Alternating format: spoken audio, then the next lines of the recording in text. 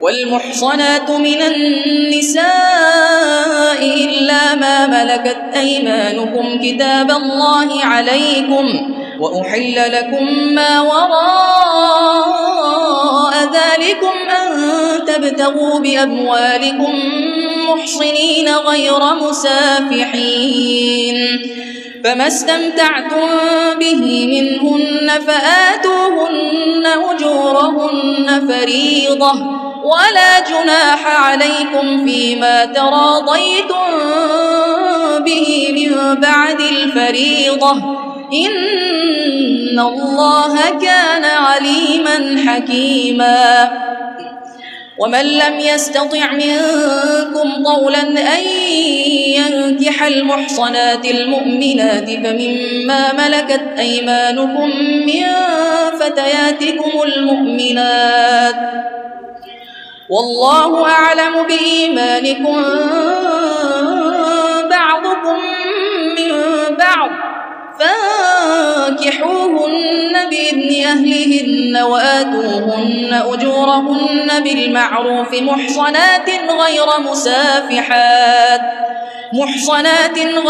مسافحات ولا متخذات أخدان فإذا أحصن فإن أتين بفاحشة فعليهن نصف ما على المحصنات من العذاب ذلك لمن خشي العنة منكم وأن تصبروا خير لكم والله غفور رحيم يريد الله ليبين لكم ويهديكم سنن الذين من قبلكم ويتوب عليكم والله عليم حكيم والله يريد أن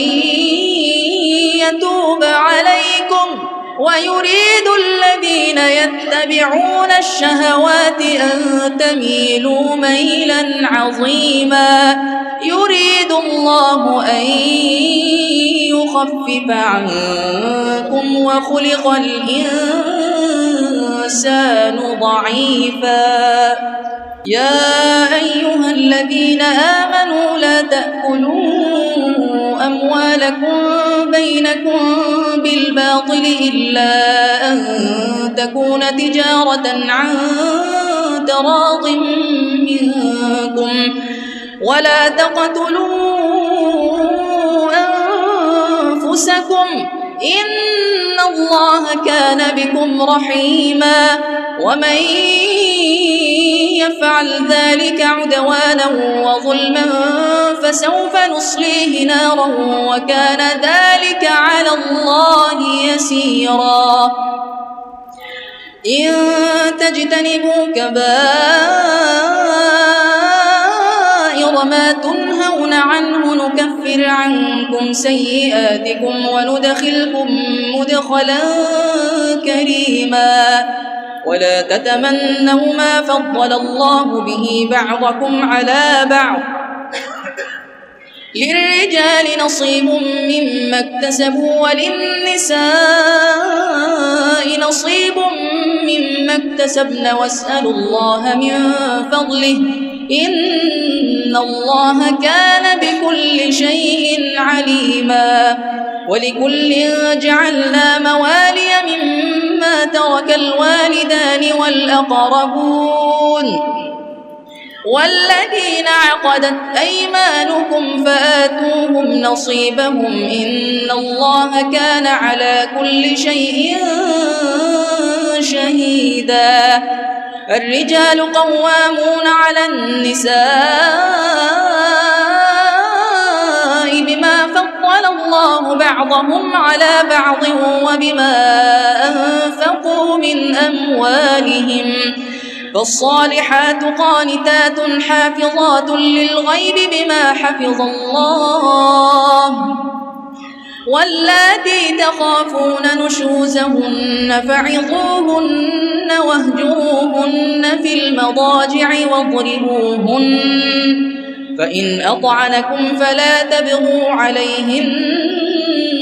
سبيلا إن الله كان عليا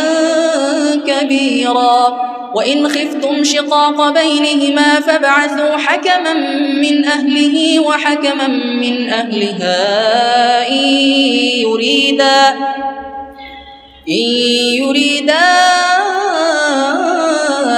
إصلاحا يوفق الله بينهما إن الله كان عليما خبيرا واعبدوا الله ولا تشركوا به شيئا وبالوالدين إحسانا وبذي القربى واليتامى والمساكين والجار ذي القربى والجار الجنب والصاحب بالجنب وابن السبيل وما ملكت أيمانكم إن الله لا يحب من كان مختالا فخورا الذين يبخلون ويأمرون الناس بالبخل ويكتمون ما آتاهم الله من فضله وأعتدنا للكافرين عذابا مهينا والذين ينفقون أموالهم رئاء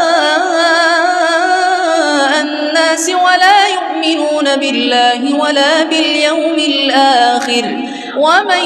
يكن الشيطان له قرينا فساء قرينا وماذا عليهم لو آمنوا بالله واليوم الآخر وأنفقوا مما رزقهم الله وكان الله بهم عليما إن الله لا يظلم مثقال ذرة وإن تك حسنة يضاعفها ويؤت من لدنه أجرا عظيما فكيف إذا جئنا من كل أمة بشهيد وجئنا بك على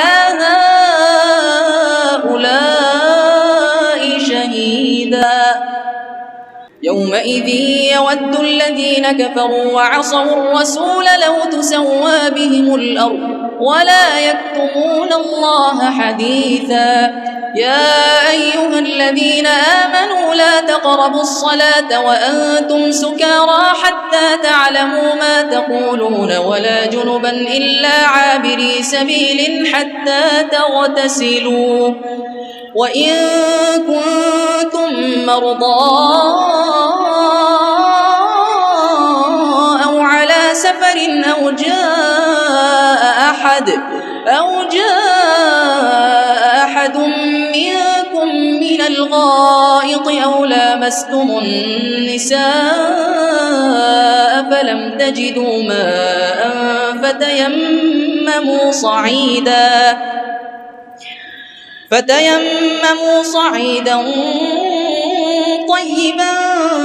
فامسحوا بوجوهكم وأيديكم إن الله كان عفوا غفورا ألم تر إلى الذين أوتوا نصيبا من الكتاب يشترون الضلالة ويريدون أن تضلوا السبيل والله أعلم بأعدائكم وكفى بالله وليا وكفى بالله نصيرا من الذين هادوا يحرفون الكلم عن مواضعه ويقولون سمعنا وعصينا واسمع غير مسمع وراعنا ليا بألسنتهم وطعنا في الدين ولو أنهم قالوا سمعنا وأطعنا واسمع وانظرنا لكان خيرا لهم وأقوم ولكن لعنهم الله بكفرهم فلا يؤمنون إلا قليلا يا أيها الذين أوتوا الكتاب آمنوا بما نزلنا مصدقا لما معكم من قبل أن نطمس وجوها فنردها على أدبارها